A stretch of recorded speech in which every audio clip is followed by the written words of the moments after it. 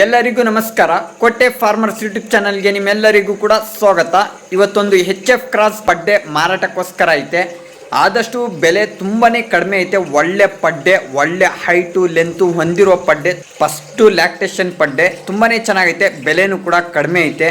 ಬನ್ನಿ ಈಗ ಈ ವಿಡಿಯೋ ಮುಖಾಂತರ ನಿಮಗೆ ಆ ಪಡ್ಡೆ ಎಷ್ಟು ಹೈಟ್ ಐತೆ, ಎಷ್ಟು ಲೆಂತ್ ಐತೆ, ಎಲ್ಲ ಮಾಹಿತಿನೂ ಕೂಡ ಈ ವಿಡಿಯೋ ಮುಖಾಂತರ ನಿಮಗೆ ತಿಳಿಸ್ಕೊಡ್ತೀನಿ. ದಯವಿಟ್ಟು ಈ ವಿಡಿಯೋನ ಸ್ಕಿಪ್ ಮಾಡ್ದಂಗೆ ಕೊನೆ ತನಕ ನೋಡಿ ಫ್ರೆಂಡ್ಸ್. ನೋಡಿ ಫ್ರೆಂಡ್ಸ್, ಇದೇ HF ಕ್ರಾಸ್ ಪಡ್ಡೆ ಇವತ್ತು ಮಾರಾಟಕ್ಕೋಸ್ಕರ ಇರೋದು. ಒಳ್ಳೆ ಹೈಟು ಲೆಂತು ಹೊಂದಿರುವ HF ಕ್ರಾಸ್ ಪಡ್ಡೆ, ಒಳ್ಳೆ ಫ್ಯಾಟ್ಗೋಸ್ಕರ, ಒಳ್ಳೆ SNFಗೋಸ್ಕರ ಉಪಯೋಗಿಸ್ಕೋಬೋದು ನೀವು.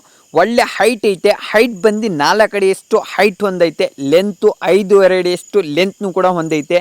ಕೊಂಬಿತ್ತಿಲ್ಲ ಅಂದರೆ ಇನ್ನೂ ಸಖತ್ತಾಗಿರೋದು ಪಡ್ಡೆ. ಬಟ್ ಕೊಂಬಿರೋದ್ರಿಂದ ಒಂದು ಸ್ವಲ್ಪ ಐಪ್ ಕಾಣಿಸ್ತೈತೆ. ಬಟ್ ಪಡ್ಡೆ ಅಂತೂ ಒಳ್ಳೆ HF ಕ್ರಾಸ್ ಪಡ್ಡೆ, ಒಳ್ಳೆ ಫ್ಯಾಟ್ ಬರುತ್ತೆ, ಒಳ್ಳೆ SNF ಬರುತ್ತೆ. ನೀವೇ ನೋಡ್ತಾ ಇರ್ಬೋದು, ಹಣೆ ಮೇಲೆ ಒಳ್ಳೆ ಸ್ಟಾರ್ನು ಕೂಡ ಹೊಂದೈತೆ. ಒಳ್ಳೆ ಹಳ್ಳಿ ಕಡೆ ಮೇದಿರೋ ಪಡ್ಡೆ ಇದು. ಮತ್ತು ಒಳ್ಳೆ ಹಾಲಿನ ನರ, ಒಳ್ಳೆ 4 ತೊಟ್ಟನು ಕೂಡ ಸಮ ಐತೆ. ಒಳ್ಳೆ ಹಾಲಿನ ನರ ಹಾವಿನ ರೀತಿಯಲ್ಲೇ ಉದ್ದಕ್ಕೆ ಕಾಣಿಸ್ತೈತೆ. 4 ತೊಟ್ಟು ಒಂದೇ ಸಮ ಐತೆ, ಕರಿ ತೊಟ್ಟು. ಮತ್ತು ಒಳ್ಳೆ ಪಂಜಾಬ್ ಫಿಟ್ಟಿಂಗ್ ಕೆಚ್ಚಲನ್ನು ಕೂಡ ಹೊಂದೈತೆ. ನೀವೇ ನೋಡ್ತಾ ಇರ್ಬೋದು, ಮಂಡಿಕ್ಕಿಂತ ಮೇಲ್ಗಡೆ ಒಳ್ಳೆ ಬಟ್ಲ್ ಕೆಚ್ಚಲನ್ನ ಹೊಂದೈತೆ. ಮತ್ತು ರೈಟ್ ಸೈಡ್ದು ಕೂಡ ಹಾಲಿನ ನರಗಳು ನೀವು ಚೆಕ್ ಮಾಡ್ಕೋಬೋದು ಯಾವ ಥರ ಇವೆ ಅಂತ. ಮತ್ತು ಇದೇ ವಿಡಿಯೋದಲ್ಲಿ ಹಾಲು ಕರೆದಿರೋದು ಕೂಡ ನಾನು ಪ್ರೂಫ್ ಸಮೇತನೇ ವಿಡಿಯೋನ ಅಪ್ಲೋಡ್ ಮಾಡಿದ್ದೀನಿ. ನೋಡಿ ಫ್ರೆಂಡ್ಸ್, ಹಾಲು ಕರೆಯೋದಂತೂ ಸ್ಟಾರ್ಟ್ ಮಾಡಿದ್ದೀನಿ. ದಯವಿಟ್ಟು ಯಾವುದೇ ಕಾರಣಕ್ಕೂ ವಿಡಿಯೋನ ಸ್ಕಿಪ್ ಮಾಡೋಕ್ಕೆ ಹೋಗಬೇಡಿ. ಆದಷ್ಟು ಈ ವಿಡಿಯೋನ ಪೂರ್ತಿ ನೋಡಿ.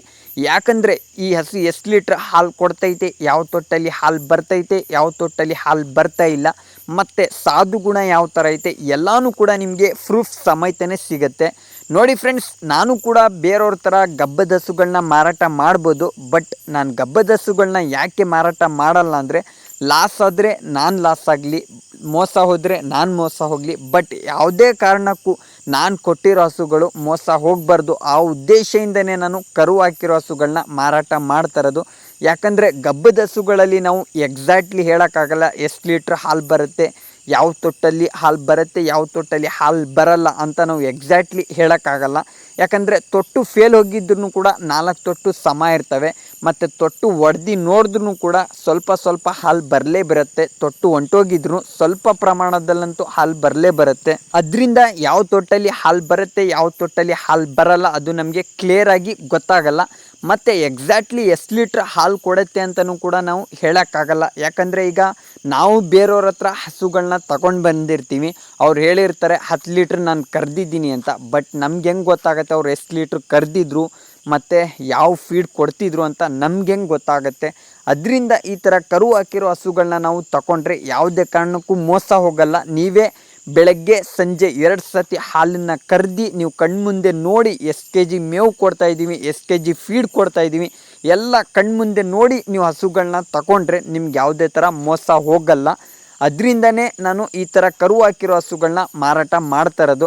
ಮತ್ತು ಈಗ ಹೊಸದಾಗಿ ಫಾರ್ಮ್ ಮಾಡೋರಿಗೂ ಕೂಡ ಏನೂ ಅನುಭವ ಇರಲ್ಲ. ಅಂಥವ್ರಿಗಂತೂ ತುಂಬಾ ಚಿಂತೆ ಇರುತ್ತೆ, ನಾವು ಯಾರ ಹತ್ರ ಹಸುಗಳನ್ನ ತಗೊಳ್ಳೋದು, ಈ ಥರ ಮೋಸ ಹೋದರೆ ಏನು ಮಾಡೋದು, ತುಂಬ ದುಡ್ಡು ಸಂಘದಲ್ಲೋ, EMIದಲ್ಲೋ, ಬಜಾಜ್ ಫೈನಾನ್ಸ್ದಲ್ಲೋ, IDFC ಬ್ಯಾಂಕ್ದಲ್ಲೋ ಲೋನನ್ನು ತೆಗ್ದು ಅವರು ಹೈನುಗಾರಿಕೆನ ಸ್ಟಾರ್ಟ್ ಮಾಡ್ತಾರೆ.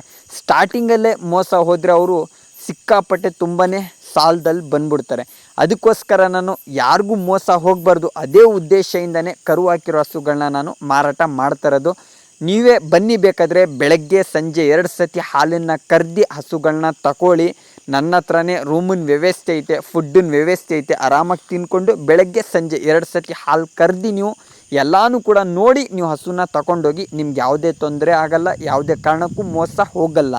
ಅದರಿಂದನೇ ನಾನು ಆದಷ್ಟು ಪ್ರೂಫ್ ಸಮೇತನೇ ವೀಡಿಯೋಸ್ಗಳನ್ನ ಮಾಡ್ತಾ ಇರ್ತೀನಿ. ದಯವಿಟ್ಟು ನನ್ನ ಯೂಟ್ಯೂಬ್ ಚಾನಲ್ನು ಕೂಡ ನೀವು ಸಪೋರ್ಟ್ ಮಾಡಿ, ರೈತನ ಮಗನ್ನ ಬೆಳೆಸಿ ಅಂತ ವಿನಂತಿ ಮಾಡ್ಕೋತೀನಿ. ನೋಡಿ ಫ್ರೆಂಡ್ಸ್, ಈ ಹಸು ಬಗ್ಗೆ ಮಾತಾಡೋದಿದ್ರೆ ಇದು 4 ಹಲ್ ಪಡ್ಡೆ, ಫಸ್ಟ್ನೇ ಸೂಲು. ಕರು ಹಾಕಿ 25 ದಿನ ಆಗೈತೆ. ಒಳ್ಳೆ ABS ನೋಮೆಂದು ಒಳ್ಳೆ ಬ್ರೀಡ್ ಹೆಣ್ಣು ಕರುನೇ ಹಾಕೈತೆ. ಆ ಕರುನು ಕೂಡ ಇದೇ ವಿಡಿಯೋದಲ್ಲಿ ನಿಮಗೆ ತಿಳಿಸ್ಕೊಡ್ತೀನಿ. ಮತ್ತು ಆದಷ್ಟು ಅದು ABSದು ಹೆಣ್ಣು ಕರು ಅಂತ ನನ್ನ ಹತ್ರ ಪ್ರೂಫ್ನು ಕೂಡ ಐತೆ. ಕೆಲವೊಬ್ಬರು ಹೆಣ್ಣು ಕರು ಆದ ತಕ್ಷಣವೇ ABS ಅಂತಾರೆ. ABSದು ಅನ್ನೋಕ್ಕಿಂತ ಮುಂಚೆ ಅದ್ರದ್ದು ಡಾಕ್ಯುಮೆಂಟ್ಸ್ ಐತಾ, ನಮ್ಮ ಹತ್ರ ಪ್ರೂಫ್ ಐತಾ ಅನ್ನೋದು ಪತ್ತೆ ಹಚ್ಕೊಳ್ಳಿ. ಎಲ್ಲರೂ ABS ಅಂತ 15,000 20,000 ರೂಪಾಯಿ ಈಸ್ಕೋತಾರೆ. ಬಟ್ ಅವ್ರ ಹತ್ರ ಏನು ಪ್ರೂಫ್ ಐತೆ ಅದನ್ನು ಕೇಳಿ.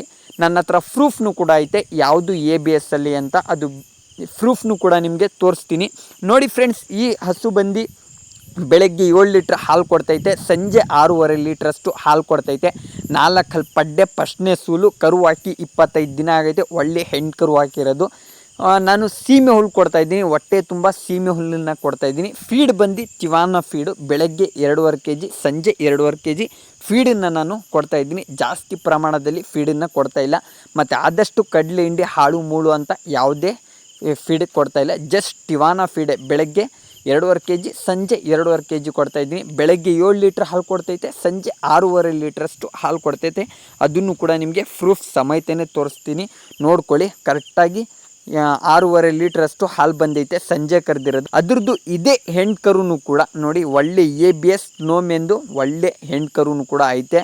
ಇದು ಹಸುದು ಮತ್ತು ಕರುದು ಇದ್ರ ಜೊತೆ ಬೆಲೆ ಕೇವಲ 56,000 ರೂಪಾಯಿ. ಯಾರಿಗಾದ್ರೂ ಇಷ್ಟ ಆಗಿದ್ದರೆ ದಯವಿಟ್ಟು ಕಾಲ್ ಮಾಡಿ. ಮತ್ತು ನನ್ನ ಮಾಹಿತಿ ಏನಾದರೂ ನಿಮಗೆ ಇಷ್ಟ ಆಗಿದ್ದರೆ ದಯವಿಟ್ಟು ರೈತನ ಮಗನ್ನ ಸಪೋರ್ಟ್ ಮಾಡಿ ಅಂತ ವಿನಂತಿ ಮಾಡ್ಕೊತೀನಿ. ಆದಷ್ಟು ನನ್ನ ಯೂಟ್ಯೂಬ್ ಚಾನಲ್ನು ಕೂಡ ಫಾಲೋ ಮಾಡ್ಕೊಳ್ಳಿ, ಸಬ್ಸ್ಕ್ರೈಬ್ ಮಾಡ್ಕೊಳ್ಳಿ, ಬೇರೆಯವ್ರಿಗೆ ಶೇರ್ ಮಾಡಿ ಅಂತ ವಿನಂತಿ ಮಾಡ್ಕೊತೀನಿ ಫ್ರೆಂಡ್ಸ್.